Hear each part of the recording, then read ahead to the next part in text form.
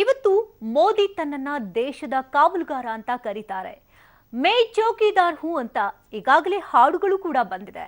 ಒಂದು ಕಾಲದಲ್ಲಿ ಗುಜರಾತ್ನಲ್ಲಿ ಚಾಯ್ವಾಲಾ ಆಗಿದ್ದ ಮೋದಿ ಇವತ್ತು ದೇಶದ ಚೌಕಿದಾರನಾಗಿದ್ದಾರೆ. ಚೌಕಿದಾರ ಹೆಸರಲ್ಲಿ ಆಂದೋಲನವೇ ನಡೀತಿದೆ. ಅಸಲಿಗೆ ಚಾಯ್ವಾಲಾ ಚೌಕಿದಾರ ಆಗಿದ್ದಾದ್ರೂ ಹೇಗೆ? ಮೋದಿ ಯಶಸ್ಸಿನ ಹಿಂದಿರೋ ಆ ಅರಣ್ಯವಾಸದ ಕತೆ ನಿಮ್ಗೆ ಗೊತ್ತಾ? ಚಾಯ್ವಾಲನನ್ನ ದೇಶದ ಚೌಕಿದಾರನನ್ನಾಗಿಸಲು ಪ್ರೇರೇಪಿಸಿದ್ದು ಆವತ್ತು ತಾಯಿಗೆ ಕೊಟ್ಟಂತಹ ಮಾತ. ಈ ಬಗ್ಗೆ ಒಂದು ವಿಸ್ಮೃತ ವರದಿ ನಿಮ್ಮ ಮುಂದೆ. ಕಸ ಗುಡಿಸಿ ಶಾಖೆ ಕಾಯ್ತಿದ್ದ ಮೋದಿ ಇವತ್ತು ದೇಶದ ಕಾವಲುಗಾರ.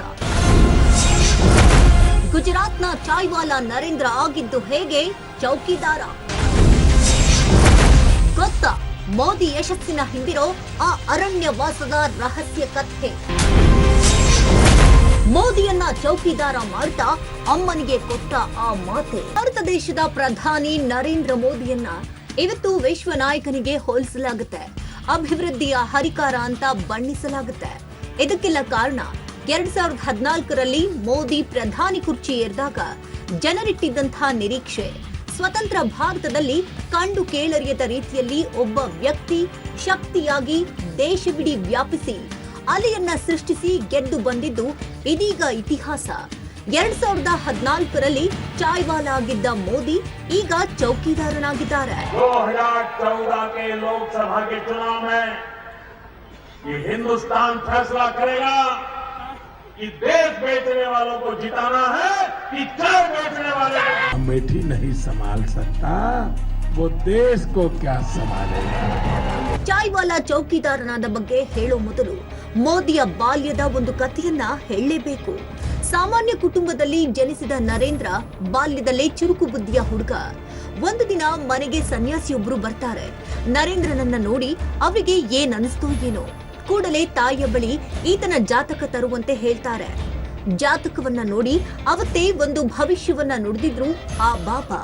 ಅದೇನಂದ್ರೆ ಈತ ಮುಂದೆ ದೊಡ್ಡ ವ್ಯಕ್ತಿಯಾಗಿ ಬೆಳಿತಾನೆ, ಈತ ಒಂದು ಸನ್ಯಾಸಿಯಾಗಿ ದೊಡ್ಡ ಹೆಸರು ಮಾಡ್ತಾನೆ, ಇಲ್ಲ ರಾಜಕೀಯಕ್ಕೆ ಬಂದ್ರೆ ದೇಶದ ರಾಜನಾಗಿ ಬೆಳಿತಾನೆ ಅಂತ ಹೇಳಿ ಹೋಗಿದ್ರು ಆ ಬಾಬಾ.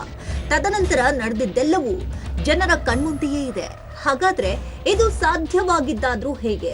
ಚಾಯ್ವಾಲಾ ಚೌಕಿದಾರನಾಗಿ ಬೆಳೆದಿದ್ದು ಹೇಗೆ ಅಂತ ನೋಡ್ತಾ ಹೋದ್ರೆ ರೋಚಕ ಕಹಾನಿ ಅನಾವರಣಗೊಳ್ಳುತ್ತೆ. ಗೊತ್ತಾ ಮೋದಿ ಕಸ ಗುಡಿಸ್ತಾ ಇದ್ದ ಕಥೆ? ಗೊತ್ತಾ ಮೋದಿ ನೆಲದಲ್ಲೇ ಪವಡಿಸ್ತಾ ಇದ್ದ ಕಥೆ? ಇಂದು ಮೋದಿ ದೇಶದ ಪ್ರಧಾನಮಂತ್ರಿ. ಈ ಹಂತ ತಲುಪಲು ಶ್ರಮಿಸಿದ್ದೆಷ್ಟು ಕಠಿಣ ದಾರಿ. ಮನೆಯಲ್ಲಿ ಹಾಗೂ ಶಾಲೆಯಲ್ಲಿ ಸ್ವಲ್ಪ ಹೆಚ್ಚೇ ಸಕ್ರಿಯರಾಗಿದ್ದ ಮೋದಿಗೆ ವೇದಿಕೆ ಸಿಕ್ಕಿದ್ದು ಸಂಘದ ಶಾಖೆಗಳಲ್ಲಿ. ಘಂಚಿ ಎಂಬ ಕೆಳಸ್ತರದ ಜಾತಿಯಿಂದ ಬಂದಂತಹ ಮೋದಿ ಕುಟುಂಬಸ್ಥರು ವೃತ್ತಿಯಲ್ಲಿ ಎಣ್ಣೆ ಮಾರಾಟ ಮಾಡ್ತಾ ಇದ್ದವರು. ಮನೆ ಆರ್ಥಿಕತೆಯನ್ನ ಭರಿಸುವ ದೃಷ್ಟಿಯಿಂದ ಮೋದಿ ಶಾಲೆ ಹಾಗೂ ಶಾಖೆ ಚಟುವಟಿಕೆಗಳಲ್ಲಿ ಮಿಕ್ಕ ಸಮಯದಲ್ಲಿ ವಾಡ್ನಗರ ರೈಲ್ವೆ ನಿಲ್ದಾಣದಲ್ಲಿ ಚಹಾ ಮಾರಾಟ ಮಾಡಲು ಶುರು ಮಾಡಿದ್ರು. ಕುಟುಂಬದಲ್ಲಿ 13ಕ್ಕೆಲ್ಲ ಗಂಡು ಮಕ್ಕಳ ಮದುವೆ, 18 ತುಂಬುತ್ತಾ ಇದ್ದ ಹಾಗೆ ದಾಂಪತ್ಯದ ರಿವಾಜುಗಳನ್ನ ಪಾಲಿಸಲಾಗ್ತಾ ಇತ್ತು. ಮೋದಿಗೆ 13 ಆಗ್ತಲೇ ಪಕ್ಕದ ಬ್ರಾಹ್ಮಣವಾಡದಿಂದ ಜಶೋದಾಬೆನ್ ಚಿಮ್ಮನ್ಲಾಲ್ ಎಂಬ 10 ವರ್ಷದ ಬಾಲಕಿ ಜೊತೆ ಮದುವೆ ಮಾಡಿಸಲಾಯಿತು. 18 ತುಂಬೋ ಹೊತ್ತಿಗೆ ಮೋದಿ ತಾಯಿ ಮಗನ ದಾಂಪತ್ಯ ಜೀವನವನ್ನ ಶುರು ಮಾಡಿಸಲು ಸಿದ್ಧತೆ ಮಾಡಿಕೊಂಡಿದ್ರು. ಆದ್ರೆ ಮೋದಿ ಇದ್ದಕ್ಕಿದ್ದಂತೆ ನಾಪತ್ತೆಯಾಗಿದ್ರು. ಮುಂದೆ 2-3 ವರ್ಷ ಮೋದಿ ಹಿಮಾಲಯದಲ್ಲಿದ್ರು. ಆ ನಂತರ ಸಂಘ ಪರಿವಾರದ ಕಾರ್ಯ ಚಟುವಟಿಕೆಗಳಲ್ಲಿ ಹೆಚ್ಚು ಕ್ರಿಯಾಶೀಲರಾದಂತಹ ಮೋದಿ ಕೆಲ ಸಮಯ ದೆಹಲಿಯ ಅಶೋಕ ರಸ್ತೆಯಲ್ಲಿರುವಂತಹ ಬಿಜೆಪಿ ಪ್ರಧಾನ ಕಚೇರಿಯಲ್ಲಿದ್ರು. ಆ ದಿನಗಳಲ್ಲಿ ಅವರು ಪಟ್ಟಂತಹ ಕಷ್ಟ ಆ ದೇವರಿಗೆ ಪ್ರೀತಿ.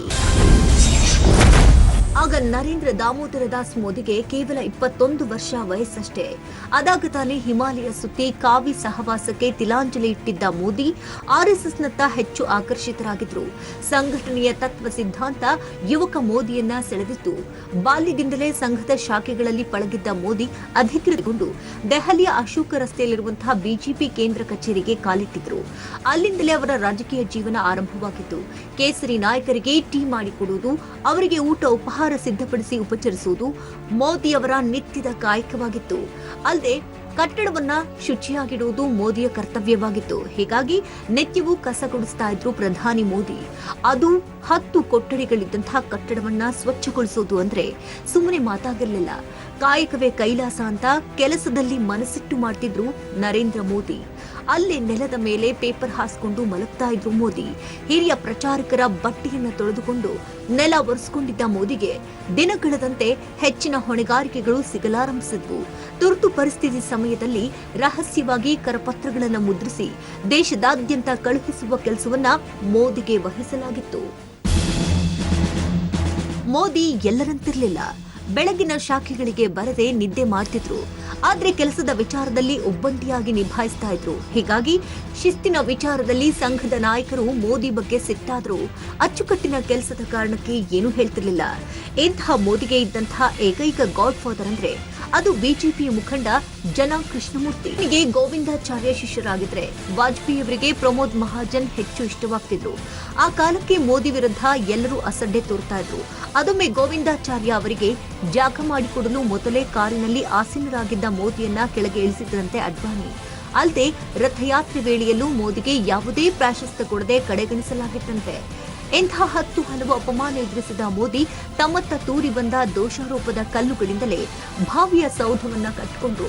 ಅದು ಮೋದಿಯ ಅಸಲಿ ತಾಕತ್ತು. ಮೋದಿ ಇತರರಿಗಿಂತ ಹೆಚ್ಚು ಆಶಾವಾದಿ ಮತ್ತು ಅವಕಾಶಗಳನ್ನು ಉಪಯೋಗಿಸಿಕೊಳ್ತಾ ಇದ್ರಿಂದ ಸಹಜವಾಗಿಯೇ ಸಂಘದ ನಾಯಕರಲ್ಲಿಯೂ ವಿಶ್ವಾಸ ಬೆಳೀತು. 1978ರಲ್ಲಿ ಗುಜರಾತಿನ 6 ಜಿಲ್ಲೆಗಳಲ್ಲಿ ಸಂಘದ ಪ್ರಚಾರದ ಹೊಣೆಯನ್ನ ಮೋದಿಗೆ ವಹಿಸಲಾಯಿತು. ಅದಾದ 3 ವರ್ಷಗಳಲ್ಲಿಯೇ ರಾಜ್ಯ ಬಿಜೆಪಿ ಸಂಘಟನಾ ಕಾರ್ಯದರ್ಶಿಯಾಗಿ ಮೋದಿಯನ್ನ ನೇಮಕ ಮಾಡಲಾಯಿತು. ಅದು ರಾಜಕೀಯ ಪಕ್ಷದ ಜೊತೆಗಿನ ಮೋದಿಯ ಮೊದಲ ಮುಖಾಮುಖಿ.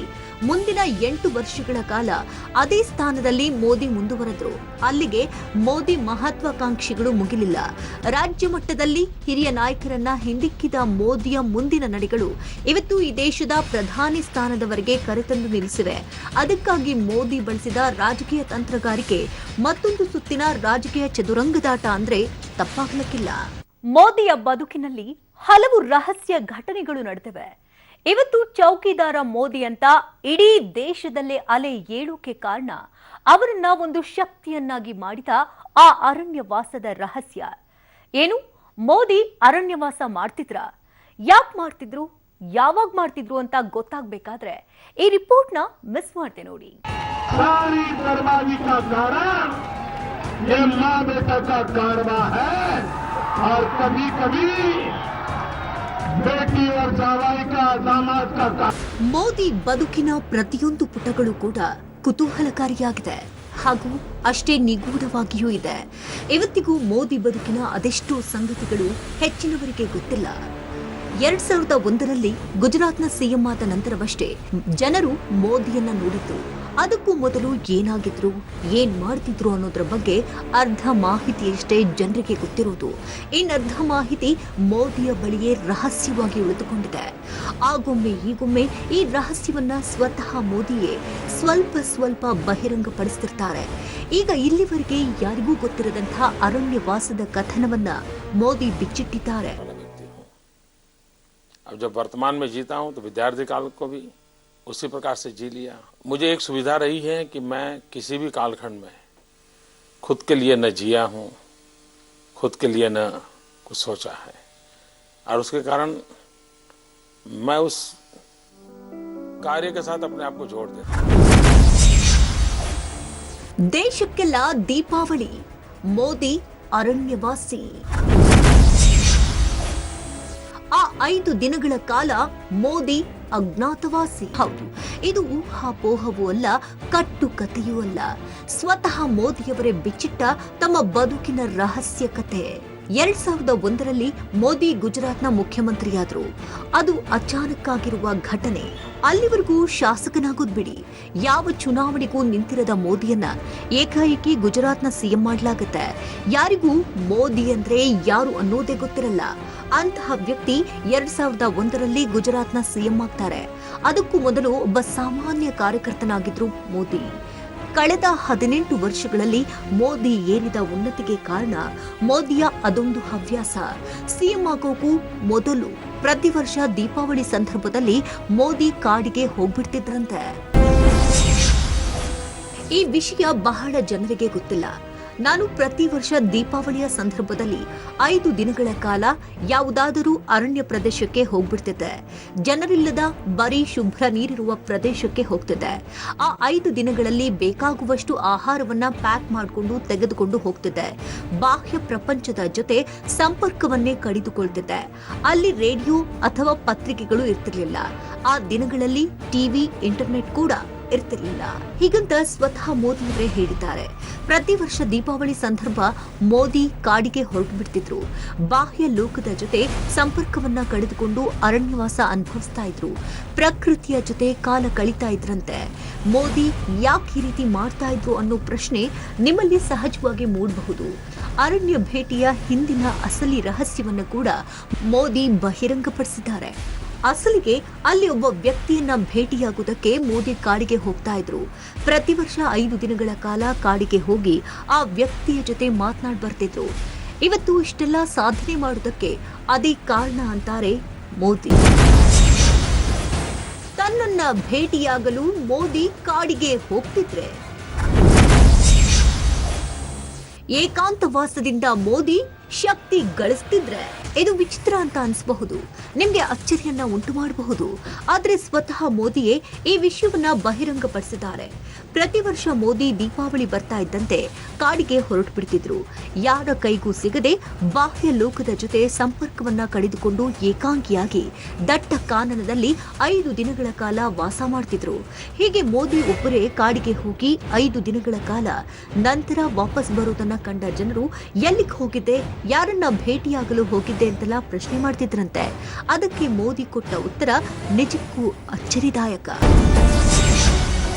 ನಾನು 5 ದಿನಗಳ ಕಾಲ ಕಾಡಿಗೆ ಹೊರಟಾಗ ಜನರೆಲ್ಲ ಯಾರನ್ನ ಭೇಟಿಯಾಗೋದಕ್ಕೆ ಹೊರಟಿದ್ದೀಯಾ ಹೀಗಂತ ನನ್ನ ಬಳಿ ಪ್ರಶ್ನೆಯನ್ನ ಕೇಳ್ತಿದ್ರು. ಅದಕ್ಕೆ ನನ್ನನ್ನ ನಾನು ಭೇಟಿಯಾಗೋದಕ್ಕೆ ನಾನು ಕಾಡಿಗೆ ಹೊರಟಿದ್ದೇನೆ ಹೀಗಂತ ಹೇಳ್ತಿದ್ರಂತೆ. ಮೋದಿ ದೀಪಾವಳಿ ಸಂದರ್ಭದಲ್ಲಿ 5 ದಿನಗಳ ಕಾಲ ಕಾಡಿಗೆ ಹೋಗ್ತಾ ಇದ್ದದ್ದು ತನ್ನನ್ನು ತಾನೇ ಭೇಟಿಯಾಗೋದಕ್ಕಂತೆ. ಈ 5 ದಿನಗಳ ಕಾಲ ಏಕಾಂತವಾಸದಿಂದ ಅವರಿಗೆ ಹೊಸ ಶಕ್ತಿ ಸಿಗುತ್ತಂತೆ, ವಿವಿಧ ಅನುಭವಗಳನ್ನು ಪಡಿತಾರಂತೆ. ಇದು ಮುಂದೆ ಜೀವನ ನಿರ್ವಹಣೆಯಲ್ಲಿ ಸಹಾಯ ಮಾಡಿದೆ ಅನ್ನೋದು ಮೋದಿ ಮಾತು. ತನ್ನನ್ನ ತಾನು ಭೇಟಿಯಾಗೋದು ಎಷ್ಟು ಅವಶ್ಯಕತೆ ಅನ್ನೋದನ್ನ ಮೋದಿ ಹೇಳಿದ್ದಾರೆ. ಪ್ರತಿಯೊಬ್ಬರು ಕೂಡ ತಮ್ಮ ಜೊತೆ ತಾವೇ ಮಾತನಾಡ್ಕೊಳ್ತಿರ್ಬೇಕು. ಇದೇ ಸಕ್ಸಸ್ನ ಸೀಕ್ರೆಟ್ ಅಂದಿದ್ದಾರೆ. ನಾನು ಎಲ್ಲರಿಗೂ, ಅದರಲ್ಲೂ ಪ್ರಮುಖವಾಗಿ ನನ್ನ ಯುವ ಸ್ನೇಹಿತರಿಗೆ ಒಂದು ಮಾತು ಹೇಳ್ತೇನೆ.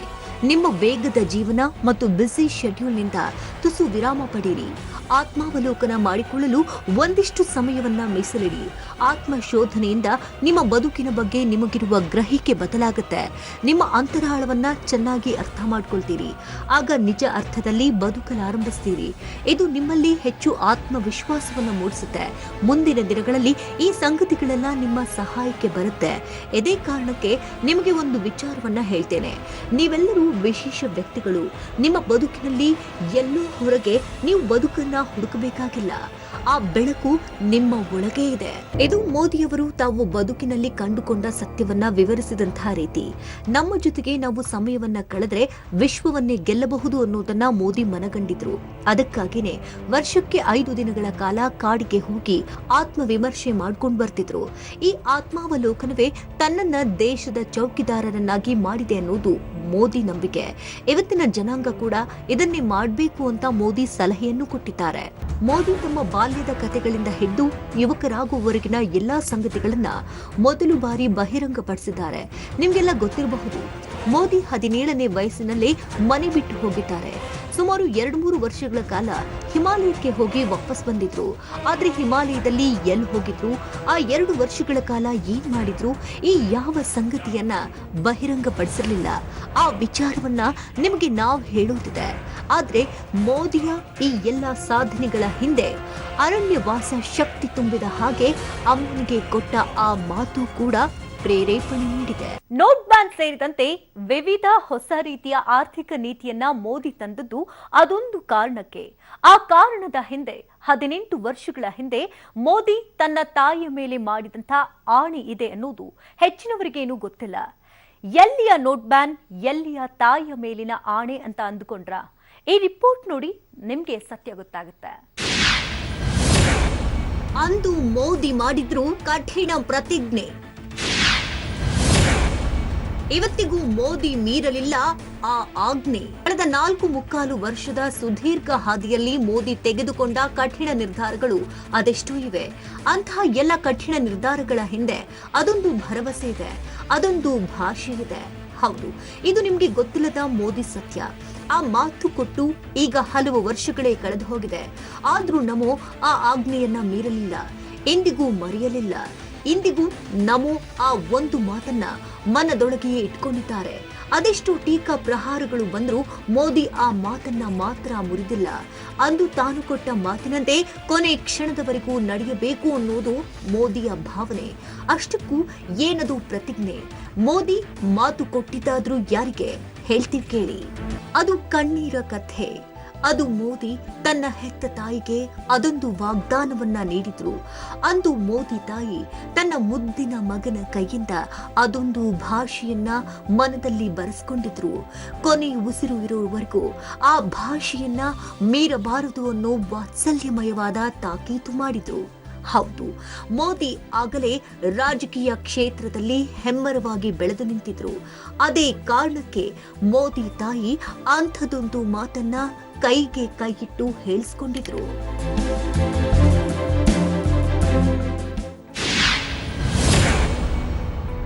ಮಾತೃವಾಕ್ಯಕ್ಕೆ ತಲೆದೂಗಿದ ನಮೋ.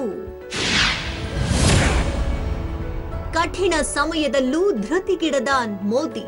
ತಾಯಿ ಮಾತನ್ನ ನೆರವೇರಿಸಲು ಹೋದ ಮೋದಿ ಮೊದಲು ಮಾಡಿದ್ದು ಡಿಮಾನಿಟೈಸೇಷನ್. ಹೌದು, ಕಾಳಧನಿಕರಿಗೆ ಮೋದಿ ಕೊಟ್ಟ ಕರಾರುವ ಮಾಸ್ಟರ್ ಸ್ಟ್ರೋಕ್ ಅಂದ್ರೆ ಇದೆ. ಭಾರತ ಆಗಲೇ ಕಪ್ಪು ಹಣದ ಒಡಲಲ್ಲೇ ತೇಲ್ತಿತ್ತು. ಆದ್ರೆ ಮೋದಿ ತಾಯಿಗೆ ಕೊಟ್ಟ ಮಾತನ್ನ ನೆರವೇರಿಸೋ ನಿಟ್ಟಿನಲ್ಲಿ ನೋಟು ಅಮಾನ್ಯೀಕರಣ ಮಾಡಿ ತನ್ನ ತಾಯಿ ಮಾತಿನೆಡೆಗೆ ಮೊದಲ ಹೆಜ್ಜೆ ಇಟ್ಟಿದ್ರು. ಈ ಡಿಮಾನಿಟೈಸೇಷನ್ ಬಳಿಕ ಮೋದಿಯನ್ನ ವಿಪಕ್ಷಗಳು ಭಾರೀ ಟೀಕೆಗೆ ಗುರಿಯಾಗಿಸಿತು. ದೇಶದಲ್ಲಿ ಅಪಾರ ಟೀಕೆಗಳು ಕೇಳಿ ಬಂದಿದ್ವು. ಆದ್ರೆ ಮೋದಿ ಮಾತ್ರ ಇಟ್ಟಂತಹ ದಿಟ್ಟ ಹೆಜ್ಜೆಯನ್ನ ಹಿಂದಕ್ಕೆ ಇಡ್ಲೇ ಇಲ್ಲ. ಅದಕ್ಕೆಲ್ಲ ಕಾರಣ ಮೋದಿ ತನ್ನ ತಾಯಿಗೆ ಮಾಡಿದಂತಹ ಆಣೆ. ಡಿಮಾನಿಟೈಸೇಷನ್ ಹಿಂದಿದೆ ಅದೊಂದು ವೇದನೆಯ ಭರವಸೆ. ಅದಾದ ಬಳಿಕ ಮೋದಿ ಮತ್ತೊಂದು ಮಹತ್ವದ ಹೆಜ್ಜೆಯನ್ನ ಇಟ್ರು. ಅದೇ GST. ಒಂದು ದೇಶ ಒಂದು ತೆರಿಗೆ. ಈ ಮೂಲಕ ತೆರಿಗೆ ಕಳ್ಳರಿಗೆ ಕಡಿವಾಣ ಹಾಕಲು ಮೋದಿ ಹೊರಟರು. ಈ GST ಕೂಡ ಅಷ್ಟೇ, ಮೋದಿಯನ್ನ ಟೀಕಾ ಕೂಪಕ್ಕೆ ತಳ್ತು. ಎಷ್ಟು ಸಕಾರಾತ್ಮಕ ಪ್ರತಿಕ್ರಿಯೆ ಬಂದಿತ್ತೋ ಅಷ್ಟೇ ನಕಾರಾತ್ಮಕ ಮಾತುಗಳು ಈ GST ಬಗ್ಗೆ ಮೋದಿ ಎದುರಿಸಿದ್ರು. ಆದ್ರೂ ಮೋದಿಯ ಮನಸ್ಸು ಮಾತ್ರ ಚಂಚಲಗೊಳ್ಳಿಲ್ಲ, ಕುಗ್ಗಲಿಲ್ಲ, ದೃಢ ನಿರ್ಧಾರವನ್ನ ಕೈಬಿಡಲಿಲ್ಲ. ಅಂದು ತನ್ನ ಹೆತ್ತ ಕರುಡಿಗೆ ಏನ್ ಮಾತು ಕೊಟ್ಟಿದ್ರು ಆ ಮಾತಿಗೆ ಬದ್ಧವಾಗಿ ನಡೆದುಕೊಂಡ್ರು. ಅದೇ ಕಾರಣಕ್ಕೆ ಮೋದಿ ಹಲವು ಜನರ ಕಣ್ಣಿಗೆ ಖಳನಾಯಕನಾಗಿ ಕಂಡ್ರು. ಹೀಗೆ ಹಲವು ಕಠಿಣ ನಿರ್ಧಾರಗಳನ್ನ ಮೋದಿಜಿ ತೆಗೆದುಕೊಂಡಿದ್ದಾರೆ.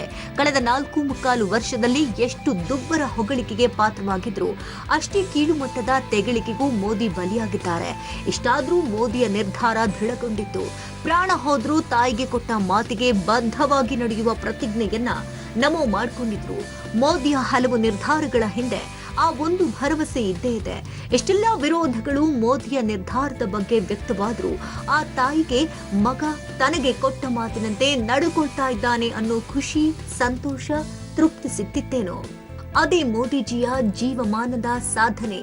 ಇದನ್ನ ನಾವು ಹೇಳ್ತಿಲ್ಲ, ಸ್ವತಃ ಮೋದಿಯೇ ಬಾಯ್ಬಿಟ್ಟು ಹೇಳಿದ್ದಾರೆ. ಮನೆಯಿಂದ ದೂರನೇ ವಾಸಿಸ್ತಿದ್ರು ಮೋದಿ. ಆಡಳಿತ ನಡೆಸೋಕೆ ಹೊರಟಾಗ ತಾಯಿಗೆ ಕೊಟ್ಟ ಮಾತೇನು ನಿಮ್ಗೆ ಗೊತ್ತು. ಮೋದಿ ತನ್ನ 17ನೇ ವಯಸ್ಸಿನಲ್ಲೇ ಮನೆ ಬಿಟ್ಟು ಹೋಗಿದ್ರು. 2-3 ವರ್ಷಗಳ ಕಾಲ ಹಿಮಾಲಯದಲ್ಲಿ ಅಲೆದ ನಂತರ ಮನೆಗೆ ಬಂದ ಸೀದಾ ಗುಜರಾತ್ ರಾಜಧಾನಿಗೆ ಬಂದು ಜೀವನ ನಡೆಸೋಕೆ ಶುರು ಮಾಡಿದ್ರು. ನಂತರ RSS BJP ಅಂತ ಬ್ಯುಸಿ ಆದ್ರು. 90ರ ದಶಕದಲ್ಲಿ ದೆಹಲಿಗೆ ಬಂದ ಮೋದಿ ಗುಜರಾತ್ನಿಂದ ದೂರಾನೇ ಉಳಿದ್ರು. ಆದ್ರೆ ಅಚಾನಕ್ ಆಗಿ ಅವರಿಗೆ 2001ರಲ್ಲಿ ಗುಜರಾತ್ನ CM ಆಗೋ ಅವಕಾಶ ಸಿಗುತ್ತೆ. ಈ ಸಂದರ್ಭದಲ್ಲಿ ತಾಯಿಯ ಆಶೀರ್ವಾದ ಪಡೆಯಲು ಮೋದಿ ತಮ್ಮ ಮನೆಗೆ ಹೋಗ್ತಾರೆ. ಅವತ್ತು ಹೀರಾಬೆನ್ ಖುಷಿಗೆ ಪಾರವೇ ಇರಲಿಲ್ಲ. ದೆಹಲಿಯಲ್ಲಿ ಠಿಕಾಣಿ ಹೂಡಿದ್ದ ಮಗ ಕೊನೆಗೂ ರಾಜನಾಗಿ ಗುಜರಾತ್ಗೆ ಬಂದಲ್ಲ ಅಂತ ತಾಯಿ ಸಂತೋಷಗೊಳ್ತಾರೆ. ಮಗನನ್ನ ಮನಸಾರೆ ಹರಿಸ್ತಾರೆ. ಆದ್ರೆ ಇದೇ ಸಂದರ್ಭದಲ್ಲಿ ಒಂದು ಆಣೆ ಮಾಡುವಂತೆ ಕೇಳ್ಕೊಳ್ತಾರೆ. ಆಗಷ್ಟೇ ಗುಜರಾತ್ನ CM ಆಗಿದ್ದ ಮೋದಿಗೆ ತಾಯಿಯ ಆಣೆ ಬೇಡಿಕೆ ಅಚ್ಚರಿ ಹುಟ್ಟಿಸುತ್ತೆ.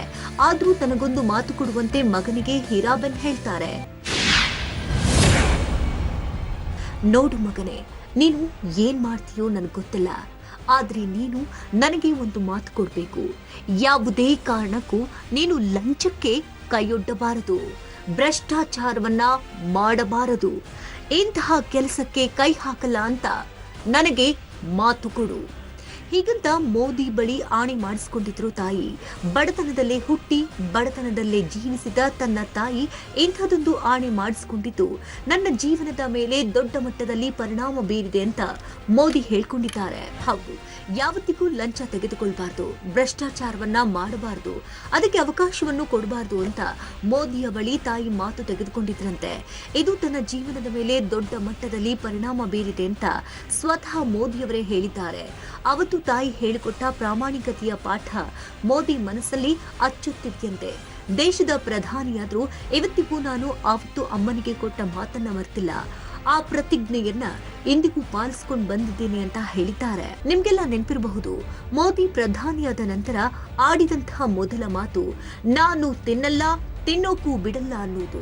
ಪ್ರಧಾನಿ ಪಟ್ಟ ಏರಿದ ನಂತರ ಮೋದಿ ಇಂಥದೊಂದು ಮಾತನ್ನ ಹೇಳಿದ್ರು ಅಂದ್ರೆ ಅದಕ್ಕೆ ಕಾರಣ ಅವತ್ತು ಮೋದಿ ತಾಯಿಗೆ ಕೊಟ್ಟಂತಹ ಮಾತು, ಭ್ರಷ್ಟಾಚಾರ ಮಾಡಲು ಬಿಡಬಾರ್ದು ಅಂತ ನಿರ್ಧರಿಸಿದ್ರು ಮೋದಿ.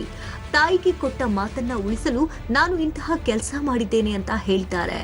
ಇದರ ಜೊತೆಗೆ ಮೋದಿಯ ಹಿಮಾಲಯದ ಆ ಒಂದು ಮಹಾ ರಹಸ್ಯವೂ ಕೂಡ ಬಯಲಾಗಿದೆ. ನರೇಂದ್ರ ಮೋದಿಯವರ 2.5 ವರ್ಷದ ಹಿಮಾಲಯ ಎಪಿಸೋಡ್ ಇವತ್ತಿಗೂ ಕೂಡ ಸಾಕಷ್ಟು ಕುತೂಹಲವನ್ನ ಮೂಡಿಸುತ್ತೆ. ಅಸಲಿಗೆ ಇವತ್ತು ಚೌಕಿದಾರನಾಗಿ ಸದ್ದು ಮಾಡ್ತಿರೋ ಮೋದಿಯ ಯಶಸ್ಸಿನ ಪಯಣದಲ್ಲಿ ಹಿಮಾಲಯದಲ್ಲಿ ಪಡೆದಂತಹ ಶಕ್ತಿ ಮಹತ್ವದ ಪಾತ್ರವನ್ನ ವಹಿಸಲಿದೆ. ಹಾಗಾದ್ರೆ ಮೋದಿ ಹಿಮಾಲಯಕ್ಕೆ ಹೋಗಿದ್ದಾದ್ರೂ ಏಕೆ, ಅಲ್ಲಿ ಏನ್ ನಡೀತು, ಎಲ್ಲದಕ್ಕೂ ಸ್ಪಷ್ಟ ಚಿತ್ರಣ ನಿಮ್ಮ ಮುಂದೆ. ಸುಮಾರು 42 ವರ್ಷಗಳ ಹಿಂದೆ ನಡೆದ ಘಟನೆ. 1967ನೇ ಇಸವಿಯ ಆಸುಪಾಸಿನಲ್ಲಿ ನರೇಂದ್ರ ಮೋದಿಯವರ ಜೀವನದಲ್ಲಿ ಬಹುದೊಡ್ಡ ಘಟನೆಯೊಂದು ನಡೆಯುತ್ತೆ. 17 ವರ್ಷದ ಯುವಕನ ಮನಸ್ಸು ಏಕಾಏಕಿ ಆಧ್ಯಾತ್ಮದ ಕಡೆಗೆ ವಾಲುತ್ತೆ. ವಿಶೇಷ ಜ್ಞಾನ ಸಂಪಾದನೆಗೆ ಮನ ತುಡಿಯುತ್ತೆ. ಕೇಸರಿ ತೊಟ್ಟು ಮನೆ ಬಿಟ್ಟು ಹೊರಟೇ ಬಿಡ್ತಾರೆ ಬಾಲಕ ನರೇಂದ್ರ. ಸನಾತನ ಧರ್ಮದ ಪುಟಗಳಲ್ಲಿ ಬರೋ ಹಾಗೆ ಜ್ಞಾನಾರ್ಜನೆಗೆ ಋಷಿಮುನಿಗಳು, ರಾಜ ಮಹಾರಾಜರು ಹೋಗ್ತಾ ಇದ್ದದ್ದು ಹಿಮಾಲಯ ಪರ್ವತದ ಕಡೆಗೆ. ಹುಡುಗ ನರೇಂದ್ರ ಕೂಡ ಕೌಟುಂಬಿಕ ಸಂಕೋಲೆಗಳನ್ನ ಕಳಚಿ ಹಿಮಾಲಯದ ಕಡೆ ಹೆಜ್ಜೆ ಹಾಕ್ತಾರೆ. 3 ವರ್ಷಗಳ ಕಾಲ ಹಿಮಾಲಯದ ಏರಿಳಿತಗಳಲ್ಲಿ ಬದುಕಿನ ಭವಿಷ್ಯವನ್ನ ನಿರ್ಧರಿಸ್ತಾರೆ. ಈ 3 ವರ್ಷ ಏನ್ ನಡೀತು, ನರೇಂದ್ರ ಎಲ್ಲಿದ್ರು, ಯಾರ ಜೊತೆಗಿದ್ರು ಅನ್ನೋದು ಇವತ್ತಿಗೂ ನಿಗೂಢ. ಈ ಸತ್ಯ ಗೊತ್ತಿರೋದು ನರೇಂದ್ರ ಮೋದಿಗೆ ಮಾತ್ರ. ಹಿಮಾಲಯಕ್ಕೆ ಹೋಗೋ ಮೊದಲು ನರೇಂದ್ರ ನೇರವಾಗಿ ಪಶ್ಚಿಮ ಬಂಗಾಳದ ಬೇಲೂರು ಮಠಕ್ಕೆ ಬರ್ತಾರೆ. ಈ ಮಠಕ್ಕೂ ಮೋದಿಗೂ ಭಾವನಾತ್ಮಕ ನಂಟಿದೆ. 4ನೇ ಬಾರಿ ಗುಜರಾತ್ನ ಮುಖ್ಯಮಂತ್ರಿ ಆಗಿದ್ದಾಗಲೂ ಇಲ್ಲಿಗೆ ಆಗಮಿಸಿದ್ರು ಮೋದಿ. ಇಲ್ಲಿ ಬಂದಾಗ್ಲೆಲ್ಲ ಹಳೆ ಅನುಭೂತಿ ಜಾಗೃತಗೊಳ್ಳುತ್ತೆ ಅಂತ ಹೇಳಿದ್ರು. ಅದಕ್ಕೆ ಕಾರಣನೂ ಇದೆ. ಸನ್ಯಾಸಿ ಆಗ್ತೀನಿ ಅಂತ ಮನೆ ಬಿಟ್ಟು ಬಂದಿದ್ದ ಮೋದಿ ಬೇಲೂರು ಮಠದಲ್ಲಿ ಹಲವು ದಿನಗಳನ್ನು ಕಳೆದಿದ್ದಾರೆ. ಸನ್ಯಾಸಿಯಾಗುವ ಉದ್ದೇಶದಿಂದಲೇ ಇಲ್ಲಿಗೆ ಬಂದಿದ್ರು. ಅವತ್ತು ಮಠಾಧಿಪತಿಯಾಗಿದ್ದ ಮಾಧವಾನಂದ ಸ್ವಾಮಿಗಳು, ನಿನಗಿನ್ನೂ ಚಿಕ್ಕ ವಯಸ್ಸು, ಬುದ್ಧಿ ಮಾಗಿಲ್ಲ, ಇನ್ನಷ್ಟು ಓದು, ನಂತರ ಇಲ್ಲಿಗೆ ಬಾ ಅಂತ ಕಿವಿ ಮಾತು ಹೇಳಿ ಕಳಿಸಿದ್ರು. ಆದರೆ ಅದಾಗಲೇ ಮೋದಿ ಮನದಲ್ಲಿ ಒಂದು ರೀತಿಯ ವೈರಾಗ್ಯ ಮೂಡಿಯಾಗಿತ್ತು. ಹೂಗ್ಲಿ ನದಿ ಕಿನಾರೆಯಲ್ಲಿರುವ ಬೇಲೂರು ಮಠವನ್ನು ಸ್ಥಾಪಿಸಿದ್ದು ಸ್ವಾಮಿ ವಿವೇಕಾನಂದರು. ವಿವೇಕಾನಂದರ ಆದರ್ಶಗಳನ್ನು ಇಟ್ಕೊಂಡೇ ಬೆಳೆದ ಮೋದಿ ಸಹಜವಾಗಿ ಆಕರ್ಷಣೆಗೆ ಒಳಗಾಗಿದ್ರು. ಇದೇ ಮಠದಲ್ಲಿ ರಾಮಕೃಷ್ಣ ಮಿಷನ್ನ ಶಾಖೆಯೂ ಇತ್ತು. ಆದರೆ ಅಲ್ಲಿ ಪದವಿ ಪಡೆದವರಿಗಷ್ಟೇ ಅವಕಾಶ ಇತ್ತು. ಹೀಗಾಗಿ ಮೋದಿ ಹೊರಬರಬೇಕಾಯಿತು. ಇಲ್ಲಿಂದ ಉತ್ತರಾಖಂಡ್ನ ಮಠವೊಂದಕ್ಕೆ ಮೋದಿ ಹೋದರು. ಅಲ್ಲೂ ಅವರಿಗೆ ಅದೇ ಉತ್ತರ ಸಿಕ್ತು. ಇಷ್ಟು ಬೇಗ ಬೇಡ, ಮನಸ್ಸು ಪಕ್ವಗೊಂಡ ನಂತರ ಬಾ ಅಂತ ಹೇಳಿ ಕಳಿಸಿದರು. ಅಲ್ಲಿಂದ ಬಾಲಕ ನರೇಂದ್ರ ಸೀದಾ ಹೋಗಿದ್ದು ಹಿಮಾಲಯಕ್ಕೆ. ದೇವರಿಗೆ ಶರಣಾಗಿ ಹಿಮಾಲಯಕ್ಕೆ ಹೊರಟರು ಮೋದಿ. ಹಿಮಾಲಯದಲ್ಲಿ ಸಾಧು ಸಂತರ ಭೇಟಿಯಾಗಿ ಆತ್ಮಾನ್ವೇಷಣೆ. ಆಗ ಮೋದಿಗಿನ್ನೂ 17ರ ವಯಸ್ಸು, ಇನ್ನೂ ಬೆಳೆಯುವ ವಯಸ್ಸು. ಈ ವಯಸ್ಸಲ್ಲಿ ಜಗತ್ತಿನ ಬಗ್ಗೆ ವಿಪರೀತ ಕುತೂಹಲವನ್ನು ಮೈಗೂಡಿಸಿಕೊಂಡಿದ್ದರು ಮೋದಿ. ನಂತರ ಇದೇ ಹಿಮಾಲಯಕ್ಕೆ ಹೋಗಲು ಯಾವ ರೀತಿ ದಾರಿ ಮಾಡಿಕೊಟ್ಟಿತ್ತು ಅಂತ ಸ್ವತಃ ಮೋದಿಯೇ ಹೇಳ್ತಾರೆ, ಕೇಳಿ. ಅವತ್ತು ನನಗೆ ಯಾವ ಸ್ಪಷ್ಟತೆಯೂ ಇರಲಿಲ್ಲ, ಮಾರ್ಗದರ್ಶನವೂ ಇರಲಿಲ್ಲ. ಎಲ್ಲಿಗೆ ಹೋಗಬೇಕು, ಏನು ಮಾಡಬೇಕು, ಮಾಡಿದ್ರು ಯಾಕೆ ಮಾಡಬೇಕು, ಹೀಗೆ ಇದ್ಯಾವುದರ ಅರಿವೂ ಇರಲಿಲ್ಲ. ಆದರೆ ಏನನ್ನಾದರೂ ಮಾಡಲೇಬೇಕು ಅನ್ನೋದು ಗೊತ್ತಿತ್ತು ಅಷ್ಟೇ. ಹೀಗಾಗಿ ದೇವರಿಗೆ ಶರಣಾಗಿ 17ನೇ ವಯಸ್ಸಿಗೆ ಹಿಮಾಲಯಕ್ಕೆ ಹೊರಟೆ. ಹೋಗುವ ಮುನ್ನ ಅಪ್ಪ ಅಮ್ಮನ ಆಶೀರ್ವಾದ ಪಡೆದೆ. ಅಮ್ಮ ನನ್ನ ಪ್ರಯಾಣ ಶುಭಕರವಾಗಿರಲೆಂದು ಹಾರೈಸಿ ಹಣೆಗೆ ತಿಲಕವಿಟ್ಟು ಸಿಹಿ ತಿನ್ನಿಸಿ ಕಳುಹಿಸಿದಳು. ದೇವರು ನನ್ನನ್ನು ಎಲ್ಲೆಲ್ಲಿ ಕರೆದೊಯ್ಯಲು ಬಯಸಿದನೋ ಅಲ್ಲೆಲ್ಲ ಹೋದ. ಹೀಗೆ ತಾನು ಹಿಮಾಲಯಕ್ಕೆ ಹೋದ ಸಂದರ್ಭದ ಬಗ್ಗೆ ಮೊದಲ ಬಾರಿಗೆ ವಿವರಿಸಿದ್ದಾರೆ ಮೋದಿ.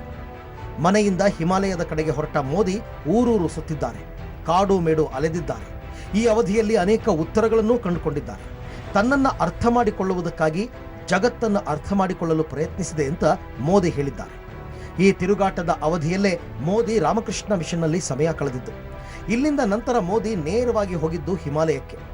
ಅಲ್ಲಿ ಸಾಧು ಸಂತರನ್ನ ಭೇಟಿಯಾಗಿ ಆತ್ಮಾನ್ವೇಷಣೆಯಲ್ಲಿ ತೊಡಗಿದ್ರು. ಹಿಮಾಲಯದಲ್ಲಿ ಪ್ರತಿದಿನ ನಾನು ಬ್ರಾಹ್ಮಿ ಮುಹೂರ್ತದಲ್ಲಿ ಬೆಳಿಗ್ಗೆ 3:45 ವೇಳೆಗೆ ಏಳ್ತಾ ಇದ್ದೆ. ಆಗ ಮೈ ಕೊರೆಯುವ ತಣ್ಣೀರಿನಲ್ಲೇ ಸ್ನಾನ ಮಾಡ್ತಿದ್ದೆ. ಆ ಥರಗುಟ್ಟಿಸುವ ಚಳಿಯೂ ಕೂಡ ಬೆಚ್ಚನೆಯ ಅನುಭೂತಿ ಕೊಡ್ತಿತ್ತು. ಹಿಮಾಲಯದಲ್ಲಿ ಅಲೆದಾಡುವ ವೇಳೆ ಜಲಪಾತದ ಸದ್ದಿನಲ್ಲಿ ಶಾಂತಿ, ಏಕತೆ, ಧ್ಯಾನವನ್ನು ಹುಡುಕಬಹುದು ಅನ್ನೋದನ್ನ ನಾನು ಕಲಿತೆ. ಹಿಮಾಲಯದಲ್ಲಿ ಭೇಟಿಯಾದ ಸಾಧುಗಳೆಲ್ಲರೂ ನನಗೆ ವಿಶ್ವದ ಲಯದೊಂದಿಗೆ ಏಕವಾಗುವುದು ಹೇಗೆ ಅನ್ನೋದನ್ನು ಕಲಿಸ್ಕೊಟ್ರು. ಅವರು ಹೇಳಿದಂತೆ ನಾನು ಮಾಡ್ತಿದ್ದೆ. ಆಗ ನನ್ನ ಅನುಭವಕ್ಕೆ ಬಂದ ಅಂತರ್ಜ್ಞಾನವು ಈಗಲೂ ನನಗೆ ಸಹಾಯ ಮಾಡುತ್ತಿದೆ. ಸ್ಪಷ್ಟತೆ ಇಲ್ಲದ, ಗೊತ್ತು ಗುರಿ ಇಲ್ಲದ ಹುಡುಗನಾಗಿ ಮನೆ ಬಿಟ್ಟು ಹಿಮಾಲಯಕ್ಕೆ ಹೋಗಿದ್ದ ಮೋದಿ ವಾಪಸ್ ಬರುವಾಗ ನಿರ್ದಿಷ್ಟ ಗುರಿ ಇಟ್ಟುಕೊಂಡಿದ್ದರು. ಹಿಮಾಲಯದಲ್ಲಿ ಕಳೆದ ಆ 2 ವರ್ಷಗಳು ಮೋದಿಯವರನ್ನ ಸಂಪೂರ್ಣವಾಗಿ ಬದಲಿಸಿತ್ತು. ಬದುಕಿನ ಮುಂದಿನ ಪಯಣದ ಬಗ್ಗೆ ಸ್ಪಷ್ಟತೆ ಮತ್ತು ಪ್ರೇರಣಾಶಕ್ತಿ ಹೊತ್ತುಕೊಂಡೇ 2 ವರ್ಷಗಳ ಬಳಿಕ ಮನೆಗೆ ವಾಪಸ್ ಬಂದರು. ಇಲ್ಲಿಂದ ತನ್ನ ಜೀವನವನ್ನ ಇತರರ ಸೇವೆಗೆ ಮುಡಿಪಾಗಿಡುವ ನಿರ್ಧಾರಕ್ಕೆ ಬಂದರು. ಇಲ್ಲಿಂದ ಬಂದ ನಂತರ ಅಹಮದಾಬಾದ್ಗೆ ತೆರಳಿ ಅಲ್ಲಿ ರಾಷ್ಟ್ರೀಯ ಸ್ವಯಂ ಸೇವಕ ಸಂಘದಲ್ಲಿ ಸಂಪೂರ್ಣವಾಗಿ ತನ್ನನ್ನು ತೊಡಗಿಸಿಕೊಂಡರು. ವಿವಿಧ ಕ್ಷೇತ್ರಗಳಿಗೆ ತೆರಳಿದರು. ಜನರ ಜೊತೆ ಒಡನಾಟವನ್ನು ಹೆಚ್ಚಿಸಿದರು. RSS ಕಚೇರಿಯಲ್ಲಿ ಕಸ ಗುಡಿಸುವ ಮೂಲಕ ಕೆಲಸ ಶುರು ಮಾಡಿದರು. ಸಹೋದ್ಯೋಗಿಗಳಿಗೆ ಆಹಾರ ತಯಾರಿಸ್ತಾ ಇದ್ರು, ಪಾತ್ರೆ ತೊಳಿತಿದ್ರು. ಬದುಕು ಬಹಳ ಕಟ್ಟುನಿಟ್ಟಾಗ್ತಾ ಹೋಯಿತು. ಹೀಗೆ ಜೀವನದಲ್ಲಿ ಸಂಪೂರ್ಣವಾಗಿ ಬ್ಯುಸಿಯಾದ ನಂತರನೂ ಹಿಮಾಲಯದಲ್ಲಿ ಕಲಿತ ಪಾಠವನ್ನ ಮೋದಿ ಮರೆತಿರಲಿಲ್ಲ.